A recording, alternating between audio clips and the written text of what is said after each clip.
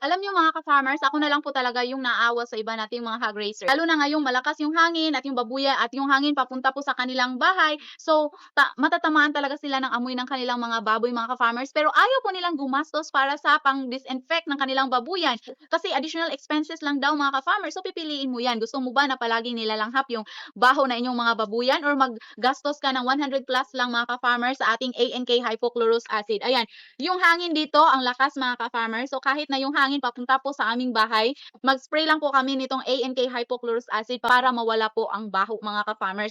So hindi ko po iniisip yung 100 plus na magagastos ko. Yung iniisip nila 100 plus yan, then 4 liters lang yan. Sayang lang daw yung pera mga ka-farmers, OMG. So kung gusto mo pong magtagal sa babuyan, dapat po maghanap ka ng solusyon mga ka-farmers, hindi yung hangin po or yung baho ng baboy yung mag-a-adjust sa inyo. Dapat ikaw po yung humanap ng paraan mga ka-farmers. I-avail mo 'tong ANK hypochlorous acid natin kung saan i-spray mo lang po 'to sa buong kulungan ng baboy mo, 2 liters ANK. I-mix mo po sa 4 liters na tubig mga ka-farmers at ayan, solve na po ang inyong problema. So in case mag-avail ka nito, ilalagay ko po yung link or yung yellow basket.